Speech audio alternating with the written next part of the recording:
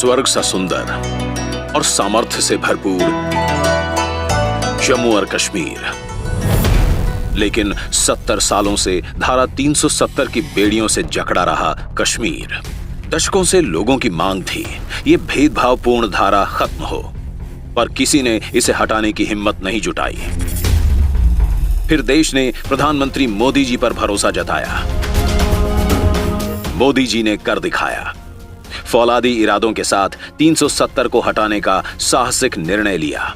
धारा 370 हटने पर विरोध करने वालों ने कई आशंकाएं जताई थीं।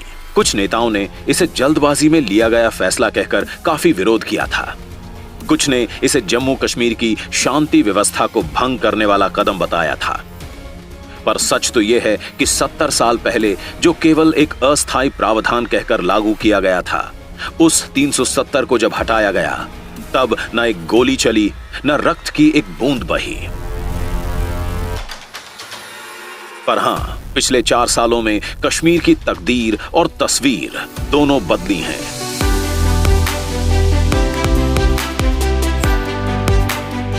धारा 370 के खत्म होते ही शांति बढ़ी, सुरक्षा बढ़ी, जीवन बदला। आतंकियों के हौसले पस्त हुए, अलगाववादी अलग थलग पड़ गए। 2019 से अब तक 182 आतंकी मारे जा चुके हैं। 89 टेरर मॉड्यूल ध्वस्त कर दिए गए, पत्थरबाजी की घटनाएं बंद हो गईं और अब कश्मीर में स्कूल बंदी और हड़ताल बीते दिनों की बात हो गई है। 2018 के मुकाबले 2022 में लॉ एंड ऑर्डर मामलों में 97%, जबकि आतंकी घटनाओं में 45% की कमी आई। इस साल सीमा पार से किसी भी आतंकी ने घुसपैठ की हिम्मत नहीं जुटाई। अब जम्मू कश्मीर लोकतंत्र को मजबूत करने वाला प्रदेश बन गया है। वहां आज 35,000 इलेक्टेड रिप्रेजेंटेटिव्स पंचायतों तक की व्यवस्था संभाल रहे हैं। शांतिपूर्ण चुनाव से लोकतांत्रिक नींव मजबूत हुई है। जम्मू और कश्मीर में पहली बार ब्लॉक डेवलपमेंट काउंसिल के चुनाव हुए, जिसमें 98% से ज्यादा वोटिंग ने लोकतंत्र के प्रति लोगों की अडिग आस्था को जाहिर किया। पहली बार 3 स्तरीय पंचायती राज व्यवस्था राज्य में बहाल हुई। धारा 370 हटी तो लगभग 900 केंद्रीय कानून कश्मीर में लागू हुए। डोमिसाइल का अधिकार अब सभी स्थायी निवासियों को हासिल है। कश्मीरी महिलाएं भी अब रियल एस्टेट में मालिकाना हक पा सकती हैं। 57,500 करोड़ रुपए के प्रधानमंत्री विकास पैकेज के तहत हो रहे विकास कार्यों में आई अभूतपूर्व तेजी। इससे अब जम्मू कश्मीर की पहचान बदलने लगी। अब ये देश की सबसे लंबी हाईवे टनल चेनानी नाशरी के लिए जाना जाता है। अब ये दिल्ली अमृतसर कटरा एक्सप्रेसवे के लिए जाना जाता है। अब ये प्रदेश दुनिया के सबसे ऊंचे रेलवे पुल चिनाब ब्रिज के लिए जाना जाता है। जम्मू और श्रीनगर अब उभरती हुई स्मार्ट सिटीज के रूप में जाने जाते हैं। यूपीए के समय रेंगता हुआ विकास अब बड़ी छलांगे लगाने लगा है। यूपीए के समय प्रदेश का रेलवे बजट में हिस्सा था लगभग 1100 करोड़ रुपए, जो कि आज एनडीए के समय में है करीब 2400 करोड़। यूपीए के समय यहां तकरीबन 3100 किलोमीटर सड़कें बनी थीं। एनडीए के समय 11,400 किलोमीटर के करीब सड़कें बनी हैं।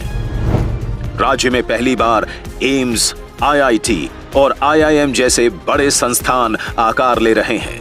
श्रीनगर में G20 की हुई मीटिंग्स ने साबित कर दिया कि जम्मू और कश्मीर सफलतापूर्वक बड़े अंतर्राष्ट्रीय आयोजन कर सकता है।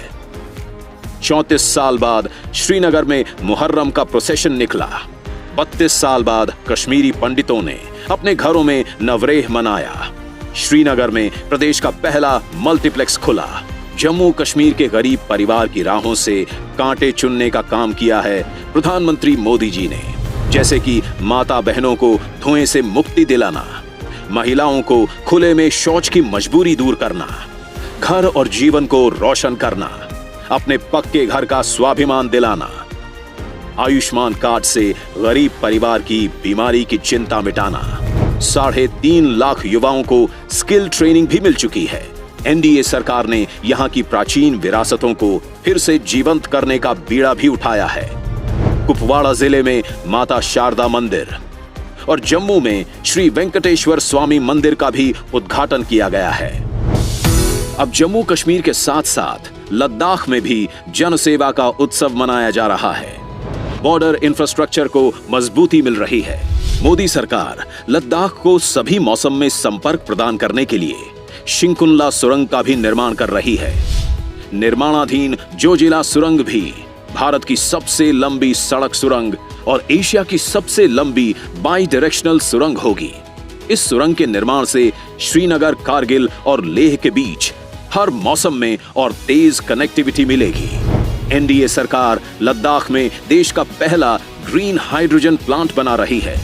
लद्दाख देश का पहला स्थान होगा जहां जल्द ही फ्यूल सेल इलेक्ट्रिक व्हीकल चलेंगे। लद्दाख करीब 70% भारत नेट कनेक्टिविटी के साथ डिजिटल इंडिया की बेहतरीन मिसाल बन रहा है। लद्दाख की गरीब माता बहनों को 11,000 से अधिक उज्ज्वला गैस सिलेंडर पहुंचाए गए हैं। लद्दाख में 33,500 घरों को नल से जल पहुंचाया गया है। आयुष्मान योजना के 1.3 लाख लाभार्थी हैं। करीब 2,100 पीएम आवास बनाए गए हैं। 960 करोड़ के मुद्रा लोन दिए गए हैं। अब जम्मू कश्मीर, लद्दाख अंधकार में नहीं, यहां विकास का सूरज प्रकाश बिखेर रहा है। जय हिंद।